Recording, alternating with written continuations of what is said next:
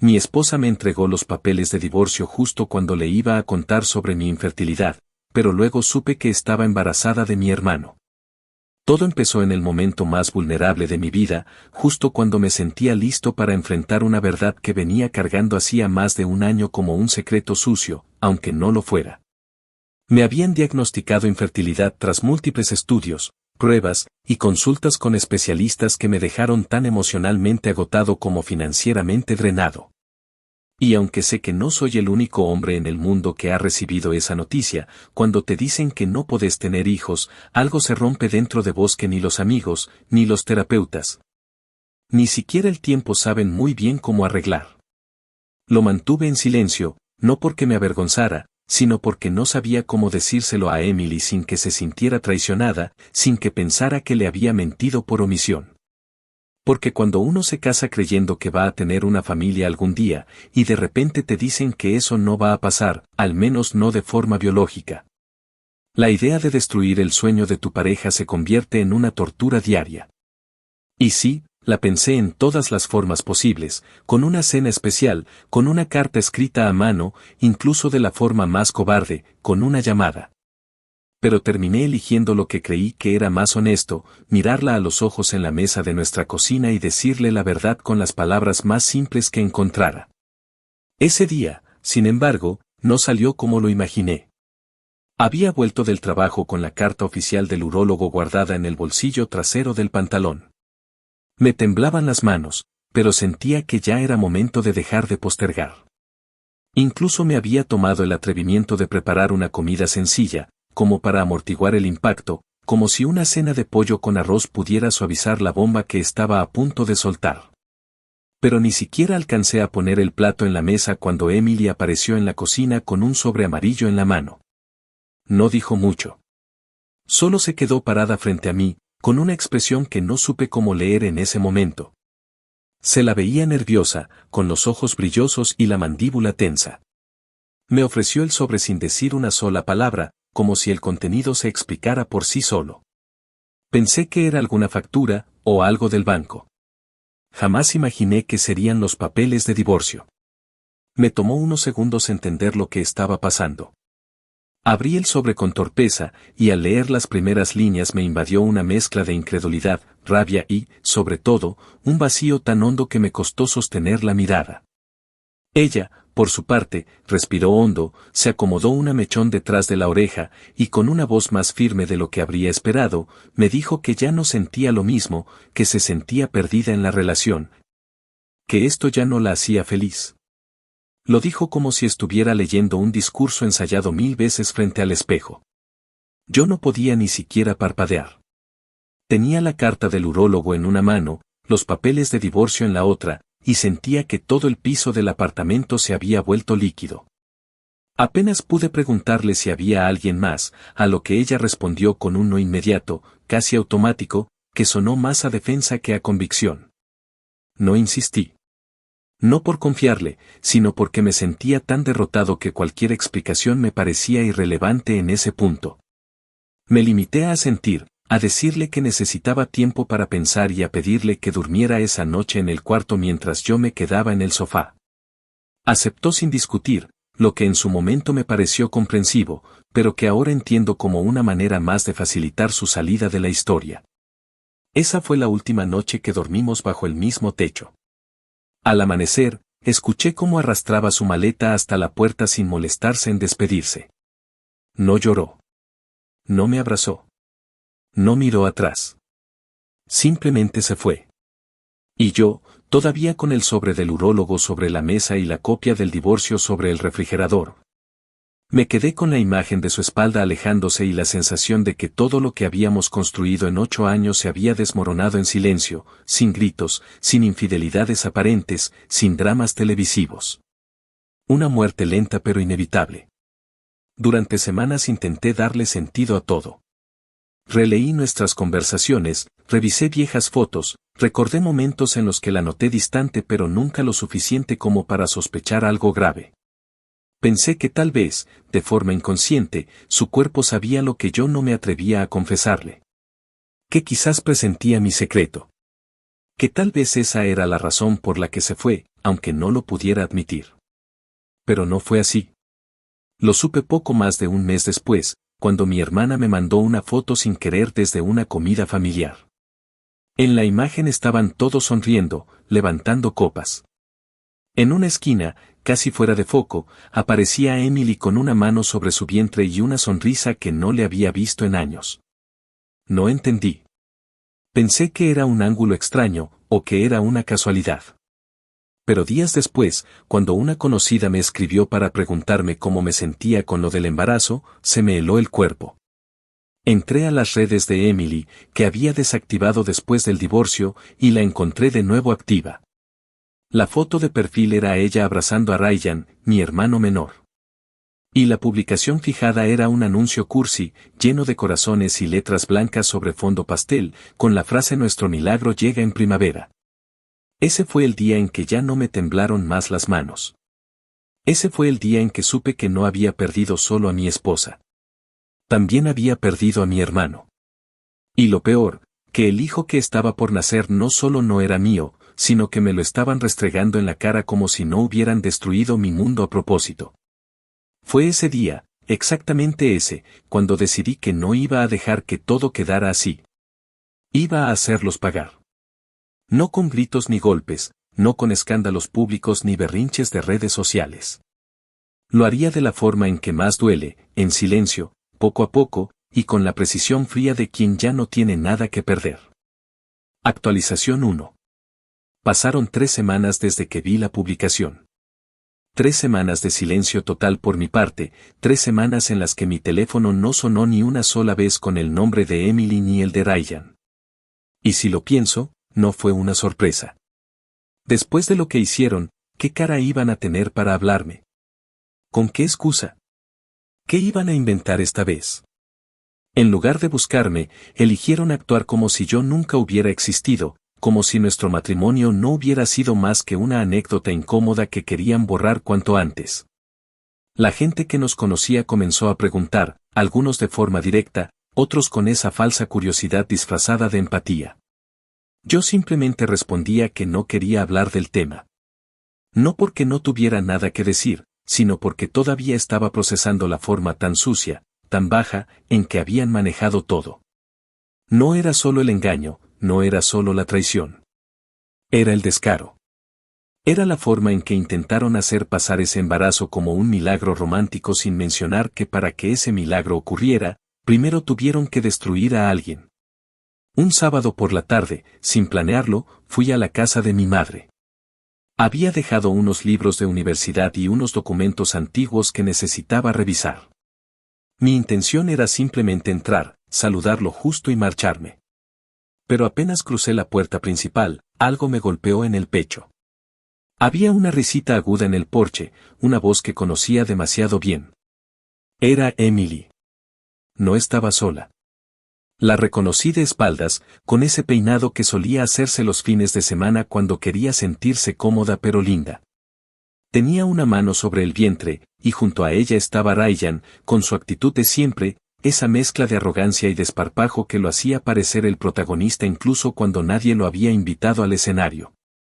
Iban saliendo, con botellas de agua en la mano y un par de bolsas con comida. Me congelé. No esperaba verla ahí. Mucho menos tan tranquila, como si no supiera lo que su presencia podía provocar en ese lugar, como si no le importara en lo más mínimo el daño que había hecho. Me giré para volver a subir al carro, pero mamá me interceptó antes de que pudiera hacerlo. Me tomó del brazo, me arrastró hacia la cocina y cerró la puerta con rapidez. No les digas nada, por favor, me dijo en voz baja, como si le estuviera pidiendo a un niño que no armara una pataleta. No me gustó su tono, ni su urgencia, ni esa forma de tratarme como si yo fuera el que estaba a punto de arruinar algo. Le pregunté qué hacía Emily en su casa, por qué Ryan estaba ahí, por qué se comportaban como si todo fuera normal. Mi madre titubeó. Me dijo que ellos habían venido a dar una noticia, que esperaban que yo no reaccionara mal, que lo importante ahora era la vida que viene en camino. Y entonces entendí que no solo me habían traicionado. También me habían desplazado. Habían construido una nueva narrativa donde yo ya no existía. Yo, que fui quien los sostuvo a ambos durante años.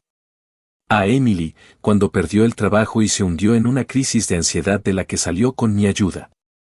A Ryan, cuando lo sacamos de un apartamento lleno de cucarachas y deudas. Y ahora, como si fuera una broma cruel, mi madre esperaba que me quedara en silencio por la paz familiar. No dije una palabra. Me fui sin recoger nada. Ni los libros ni los papeles. Subí al carro y cerré la puerta con tanta fuerza que el retrovisor vibró.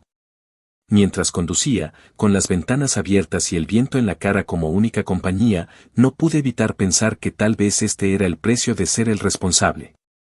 Que ser el que no explota, el que no rompe cosas, el que no arma escándalos, solo sirve para que los demás te usen de cojín emocional, y luego te desechen cuando ya no les resulta cómodo cargar con tu tristeza. Llegué a casa con las manos apretadas en el volante, los dientes tensos, y el pecho hecho un nudo. Pasé esa noche sin dormir. En la madrugada, revisé una carpeta antigua en mi computadora donde guardaba recibos, correos, contratos. Empecé a revisar en orden cronológico todo lo que yo había hecho por ambos durante los últimos años. Las veces que le presté dinero a Ryan sin pedírselo de vuelta. Las veces que cubrí el arriendo mientras Emily terminaba la maestría que supuestamente iba a cambiar su vida. Las cenas, los viajes, los muebles de la casa, los seguros, las citas médicas. Todo. Hasta los pequeños detalles como pagar su parte en Netflix y el plan de celular que ella jamás quiso cambiar porque ya tenía todo configurado ahí. Cada centavo, cada ayuda, cada gesto que hice pensando que estaba invirtiendo en un futuro que compartíamos. Y esa noche, en ese silencio espeso, me di cuenta de algo que me empujó a un lugar del que ya no regresé. Si ellos habían decidido rehacer su vida ignorando la mía, yo también tenía derecho a rehacer la mía sin advertencias. Sin pedir permiso, y sin dar explicaciones. No iba a quedarme sentado esperando que les remordiera la conciencia, porque claramente eso no iba a pasar. No iba a confrontarlos, no iba a gritarles en la cara lo que eran. No. Lo que iba a hacer era mucho más simple, y mucho más efectivo. Iba a mirar hacia atrás, ver todo lo que puse, todo lo que ofrecí, todo lo que sostuve, y luego iba a desmantelarlo. No por venganza ciega, sino por justicia. Porque uno no le debe lealtad a quienes hicieron del engaño su proyecto de vida. Y si ellos no iban a pagar por lo que hicieron, entonces yo me encargaría de crear las condiciones para que el peso de sus propias decisiones les cayera encima, sin necesidad de tocarles un solo cabello. Lo iban a perder todo. Pero no de golpe. Iba a ser lento, meticuloso, y tan inevitable como lo fue mi silencio. Actualización 2. Pasaron un poco más de 2 meses desde aquella tarde en la casa de mi madre. Desde entonces no volví a pisarla. De hecho, durante un tiempo ni siquiera respondía sus llamadas ni abría sus mensajes, aunque ella insistía con frases absurdas como sigues siendo parte de la familia o debes entender que ya no se trata solo de ustedes. Lo que ella no entendía era que el dolor no se elimina con palabras bonitas ni se rebaja con discursos de reconciliación cuando quienes te apuñalaron siguen caminando impunes por la casa donde te criaste. Tomando café con la mujer que prometió estar a tu lado hasta la muerte y con el hermano que se suponía que debía cubrirte la espalda, no acostarse con tu esposa. El cinismo de ambos me revolvía el estómago, y cada vez que escuchaba a alguien decir que debería superar el tema, lo único que pensaba era en lo fácil que era pedir paz cuando uno no tenía que reconstruirse entre los escombros. Mi primer movimiento no fue explosivo. Fue quirúrgico, pero humano. Sabía que para hacerlos tambalear tenía que tocar donde dolía, su comodidad, sus planes, esa vida que se estaban inventando como si no le hubieran robado la mía. Y como conocía bien a Ryan, su forma de actuar, sus patrones, sus excusas, sabía que lo único más frágil que su lealtad era su economía. Ryan siempre fue de esos que tienen grandes ideas pero cero disciplina. Cada 6 meses se inventaba un nuevo negocio, un nuevo sueño, una nueva oportunidad. Ahora sí va en serio, hermano, me decía cada vez que quería convencerme de que lo ayudara con un préstamo, o con un favor, o con un aval. En una de esas aventuras, cuando aún no había sucedido la traición, le cedí de buena fe mi viejo auto para que arrancara un servicio de entregas. Era un Honda que había cuidado como si fuera un hijo, y aunque no era el mejor vehículo del mundo, tenía buen motor y papeles en regla. Recuerdo que él me prometió que iba a transferirlo a su nombre, que se haría cargo del seguro, de los impuestos, de todo. Y como siempre fui un idiota condescendiente con él, le creí. Firmé el título pero jamás lo entregó al DMV. Nunca completó el proceso. Así que, legalmente, el auto seguía estando a mi nombre. Ese fue el primer detalle que aproveché. Fui al departamento de vehículos motorizados y pedí una revisión del estado de propiedad. Confirmé lo que sospechaba, el carro seguía figurando como mío. Con eso, mi abogada me orientó sobre cómo proceder. Preparé todo para revocar el supuesto traspaso, argumentando que el vehículo no estaba siendo usado con mi consentimiento y que había sido prestado de forma temporal. En menos de una semana, tenía en mis manos una orden firmada que me permitía recuperar el auto. Me dijeron que podía hacerlo por las buenas, pero yo ya no creía en lo bueno cuando se trata de gente que se cagó en mi vida con una sonrisa en la cara. Esperé un momento clave. Me enteré, gracias a una amiga que aún trabajaba en la cafetería donde Emily solía ir, que los dos pasarían la tarde en un supermercado que quedaba a unos 20 minutos de mi casa. Llamé a la grúa desde la mañana y la programé para la hora exacta. Llegamos cuando ellos ya estaban adentro, y apenas los vi salir, con el carrito lleno de pañales, botellas de agua con infusión de frutas y demás cosas de pareja de Instagram, me acerqué con paso firme. No hubo violencia. No hubo insultos. Solo caminé hacia Ryan, extendí la orden y le pedí las llaves del carro. Al principio se rió, como si todo fuera una broma. Emily me miraba con el ceño fruncido, como si yo fuera el loco de la historia. Ryan quiso hacerse el listo, quiso decirme que eso era innecesario, que podía haberle llamado, que no hacía falta llegar a esto. Pero cuando el operador de la grúa bajó del vehículo con uniforme y papeles en mano, se le borró la sonrisa. Emily, como era de esperarse, entró en modo víctima al instante. Me dijo que estaba siendo cruel, que eso era mezquindad, que cómo se me ocurría dejarla sin transporte estando embarazada. No le respondí. Solo me limité a decir que el carro era mío y que estaban usándolo sin derecho. Ni más, ni menos. Ryan apretaba las llaves como si fueran su último bastión de dignidad. Me las entregó con una mezcla de rabia y resignación, y mientras la grúa subía el auto y aseguraba las correas, me quedé parado en la acera, con las manos en los bolsillos. Observando cómo todo lo que ellos habían dado por sentado se empezaba a desmoronar. Porque una cosa era construir sobre una mentira, y otra muy distinta era creer que nadie te iba a pasar la factura. La escena atrajo algunas miradas curiosas, pero a mí no me importó. No me importaba la vergüenza ajena ni los susurros. Me importaba que ellos entendieran, de una maldita vez, que no podían joderle la vida a alguien y seguir como si nada. Que no podían usarme como soporte, como colchón, como opción silenciosa, y luego pretender que yo simplemente desaparecería para no incomodar su felicidad. Esa noche, mientras volvía a casa conduciendo mi propio auto, pensé en todo lo que me faltaba por desmontar. Porque esto no era una venganza rápida, no era una explosión de ira sin dirección. Esto era una estrategia. Y apenas había dado el primer paso. Tenía un plan más grande. Porque lo que les iba a quitar después no iba a ser un carro. Iba a ser la imagen, la estabilidad, el respaldo familiar y, sobre todo, el falso pedestal en el que se habían subido creyendo que nadie les movería el piso. Yo me iba a encargar de que sintieran, poco a poco, lo que era vivir sin red. Tal como me dejaron a mí. Actualización 3. 4 meses más tarde, Emily y Ryan seguían vendiendo la idea de que su historia era una de esas coincidencias del destino, una especie de redención romántica que había nacido en medio del caos y que merecía respeto. Aunque todos los que tuvieran algo de decencia sabían perfectamente que lo suyo no era más que una construcción basada en el oportunismo, en la traición y en la capacidad repulsiva de ignorar los daños colaterales. En redes, todo parecía perfecto. Fotos de ultrasonido con filtros dorados. Publicaciones llenas de cursilería barata hablando del milagro que llegó cuando menos lo esperaban y hasta un reel editado con música instrumental donde anunciaban que se casarían en primavera rodeados de amor y aceptación. Yo veía cada publicación como si fuera un ataque calculado. No por los detalles, sino por el descaro. Por el cinismo de pretender que estaban siendo valientes por haberse atrevido a amarse cuando lo que hicieron fue destruirme para luego montarse en una narrativa de cuento. Pero a diferencia de ellos, yo no necesitaba cámaras ni likes. Lo que necesitaba era información. Y ya la tenía. Lo que mi madre me contó semanas antes fue suficiente para hilar el siguiente movimiento. Según ella, Ryan había empezado a hablar de la boda con entusiasmo desmedido.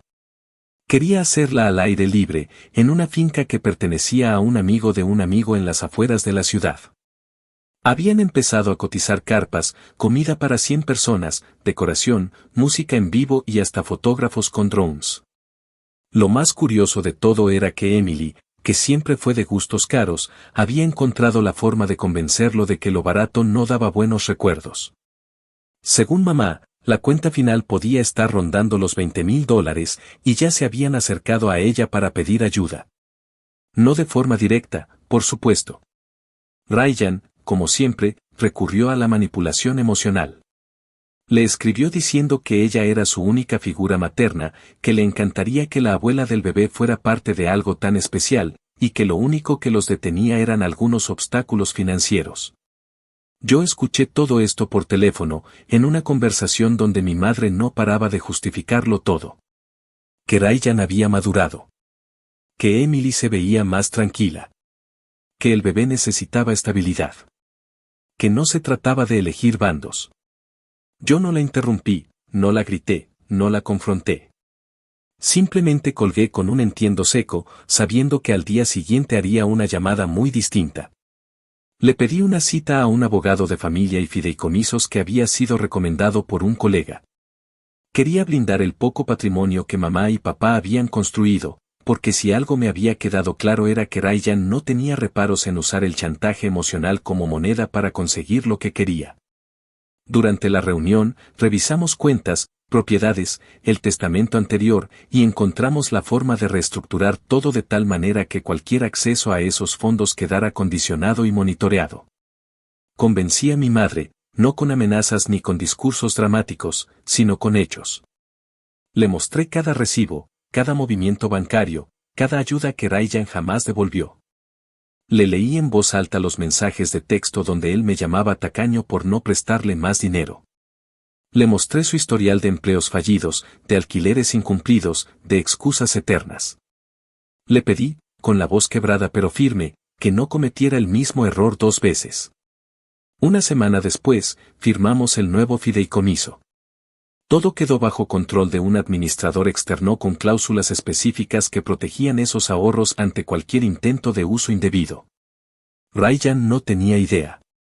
Tampoco Emily. Y eso lo volvía aún mejor. Cuando Ryan fue a pedir el cheque, que ya daba por hecho, mi madre le entregó una nota escrita a mano, con tinta azul y letra temblorosa. Solo decía, hijo, el fondo está blindado. Nos vemos en la boda. Mamá. Me enteré de la escena por mi tía, que estuvo presente ese día. Me dijo que Ryan primero se rió como si fuera una broma, y cuando entendió que era verdad, se levantó tan rápido del sofá que derribó una lámpara. Emily, según mi tía, se quedó en silencio. No dijo nada. Solo agarró su bolso y se fue detrás de él. Esa fue la primera vez que escuché que a Ryan le temblaron las manos. Y aunque no estuve ahí, pude imaginármelo perfectamente. Pude visualizar el momento exacto en que comprendieron que el dinero que esperaban recibir como algo automático ya no estaba disponible.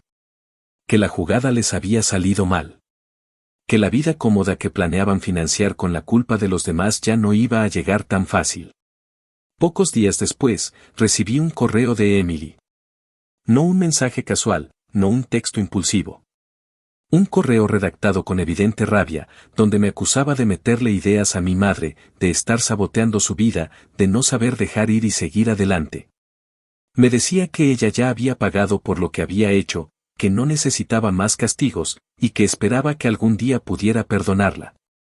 No respondí. Porque en ese correo no había una sola palabra de arrepentimiento real. No había un te fallé, no había un no lamento.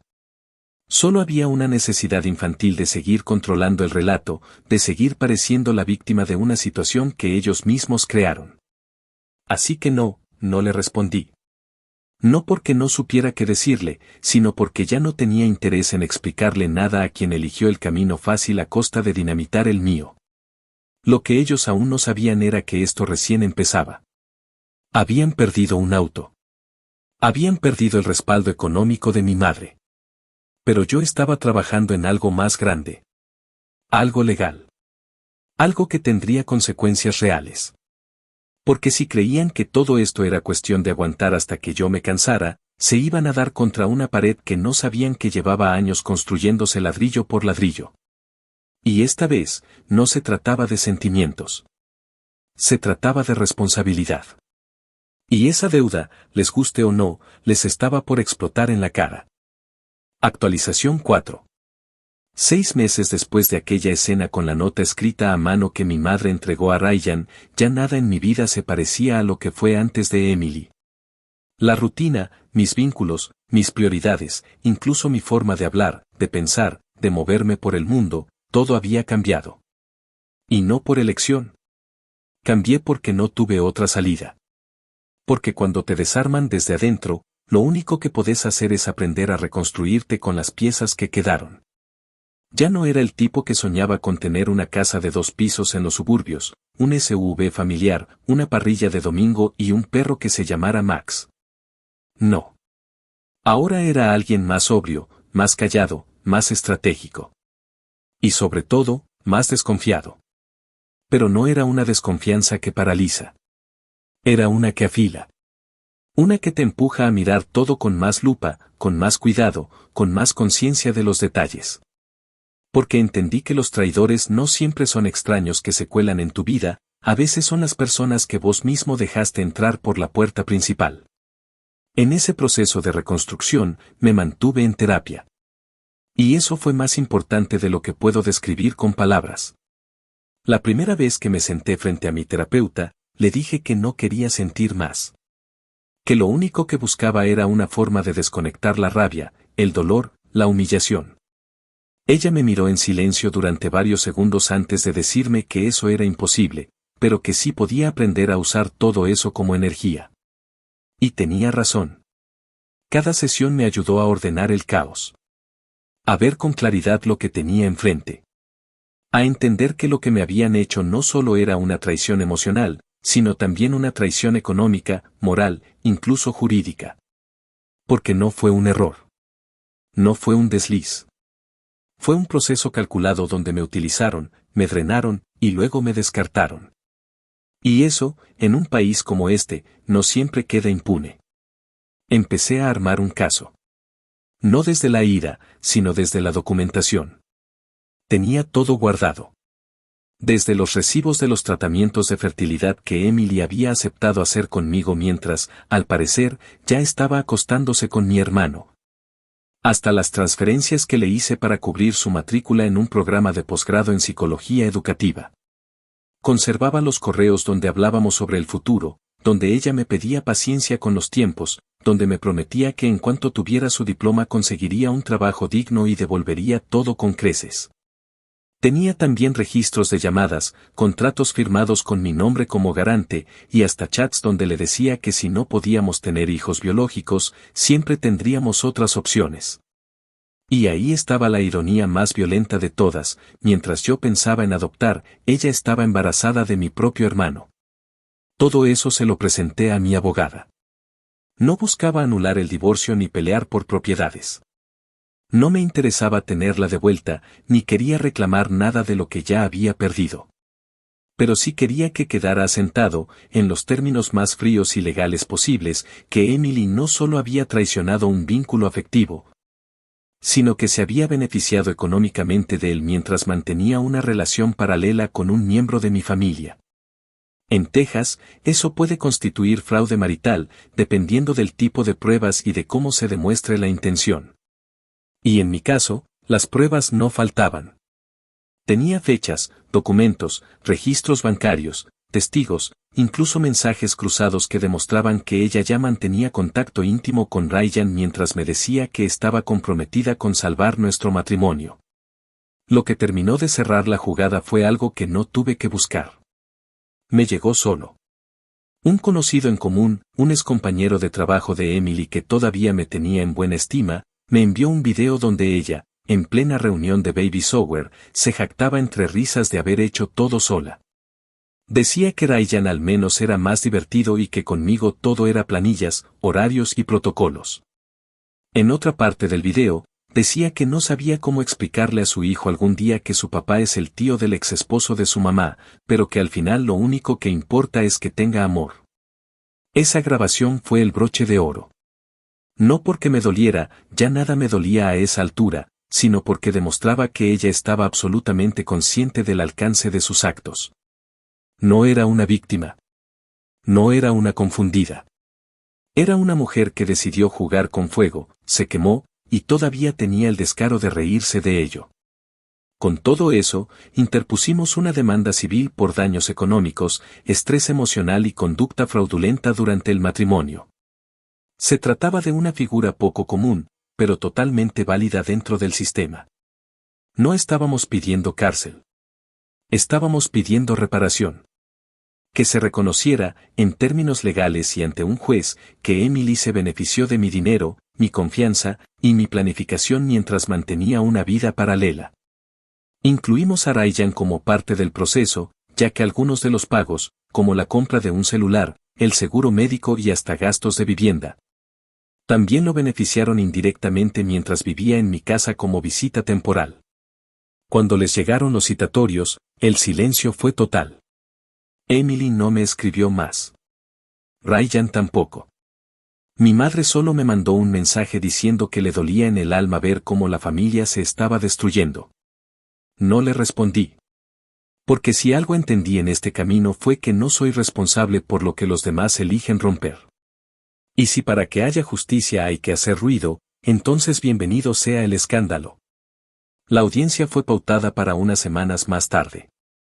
Y aunque sabía que la batalla no sería sencilla, yo no necesitaba ganarla del todo. Me bastaba con verlos ahí, sentados frente a un juez, escuchando cómo toda la verdad salía a la luz sin filtros, sin adornos, sin excusas. Ver cómo su versión perfecta del cuento se empezaba a desmoronar en público, en voz alta, ante personas que no estaban emocionalmente involucradas. Porque una cosa es engañar a quien te ama. Y otra muy distinta es intentar justificarte ante alguien que tiene el poder de poner tu nombre en un expediente judicial.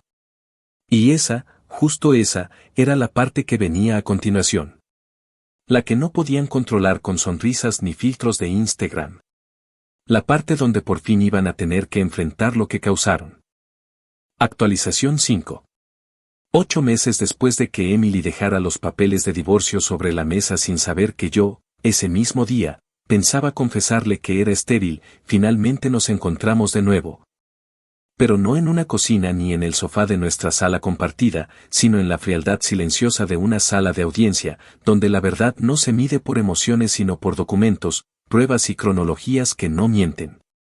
El tribunal no era uno de esos edificios monumentales con columnas y mármol, era uno común, de esos que apenas se distinguen de una oficina de seguros o de una escuela pública.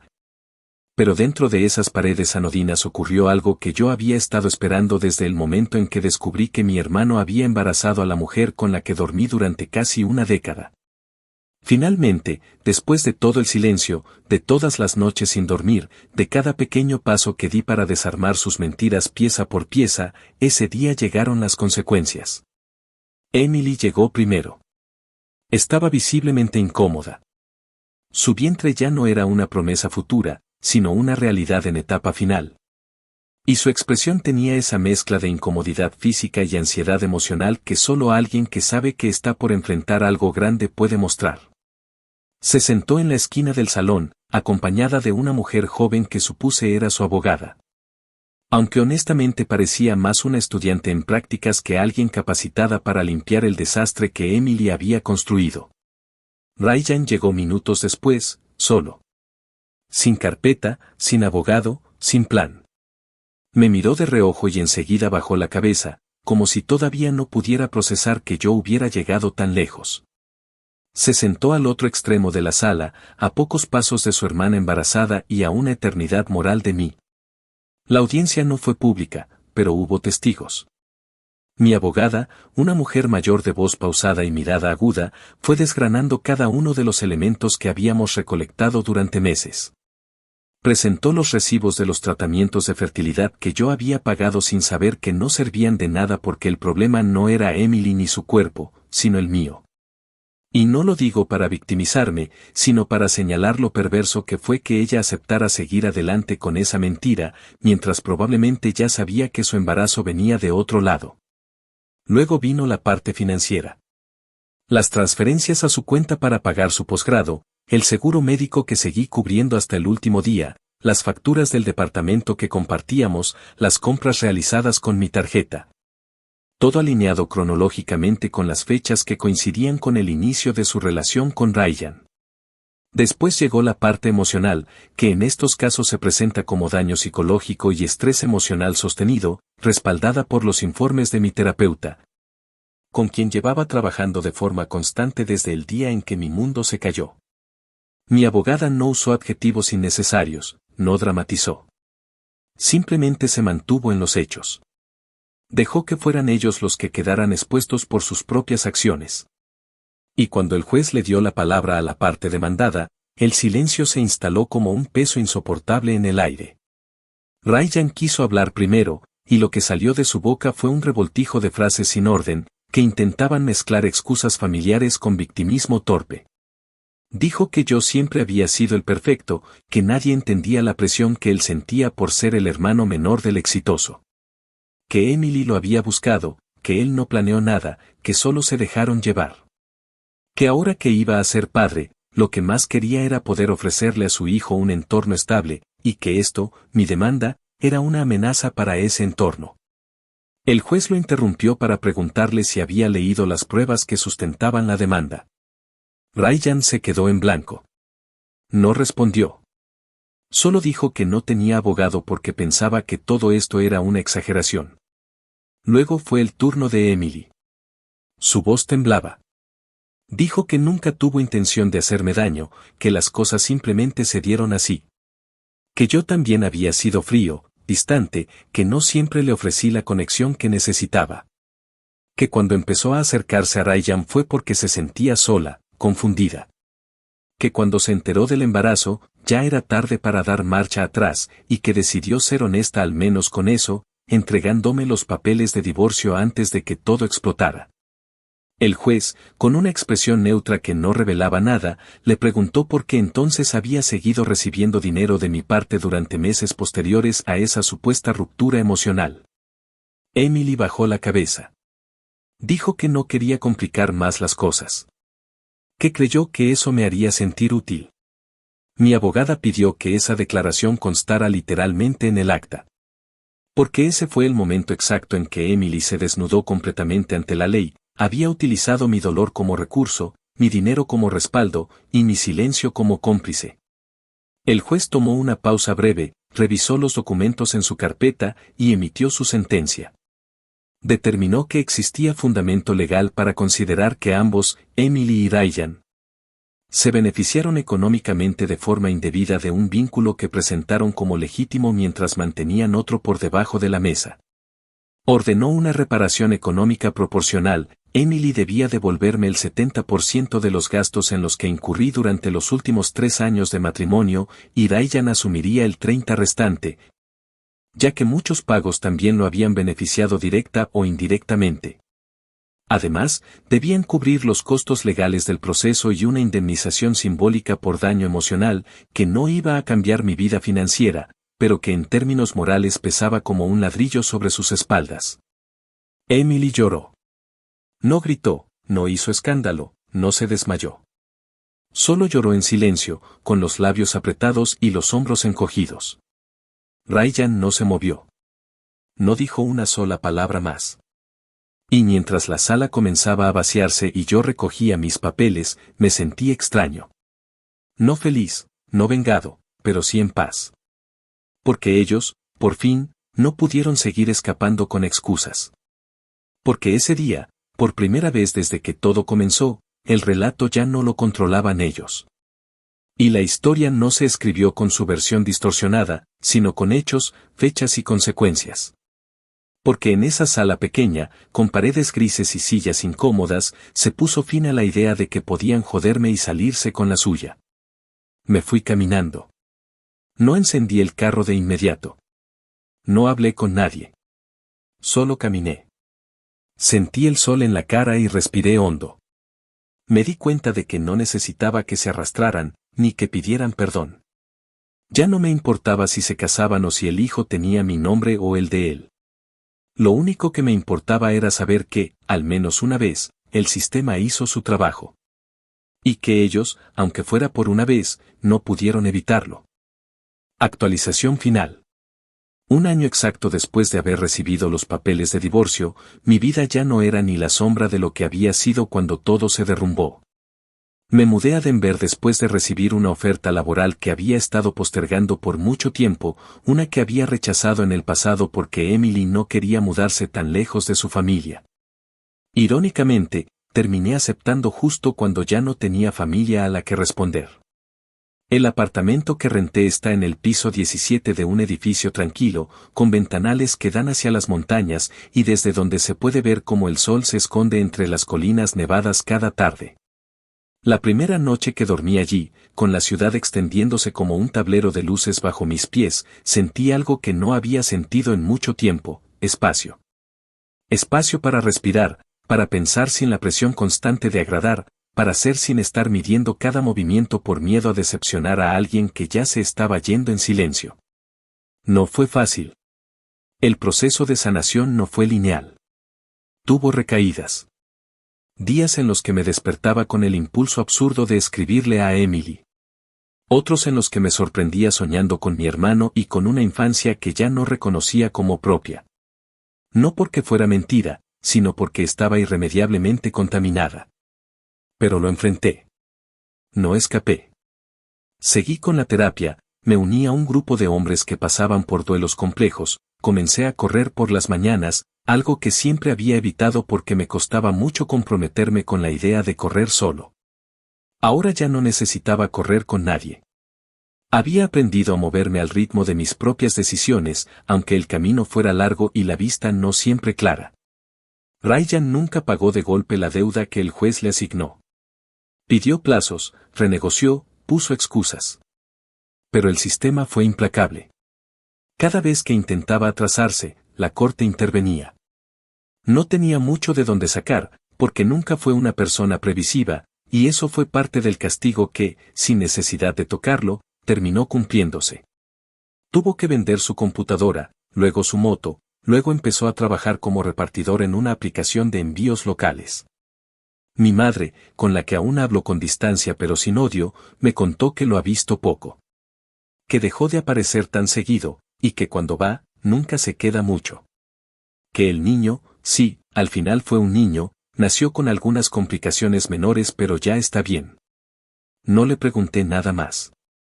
No quise saber ni su nombre ni sus fechas ni si se parece más a uno o al otro. Esa historia no es mía. Y por más que me la hayan querido imponer a la fuerza, yo decidí cerrarla por completo. Emily, por su parte, me escribió una única vez más. Fue una carta física, con su letra, la misma que solía usar para dejarme notas en el refrigerador cuando me deseaba suerte en las entrevistas o cuando me pedía que no olvidara comprar leche de almendras. En la carta decía que lamentaba no haber manejado las cosas de otra forma, que no sabía cómo explicar lo que sentía, que me había querido mucho y que jamás quiso hacerme daño. Que entendía si nunca quería volver a saber de ella, pero que necesitaba decirme que, aunque parecía que había ganado algo, en realidad había perdido más de lo que cualquiera imaginaba.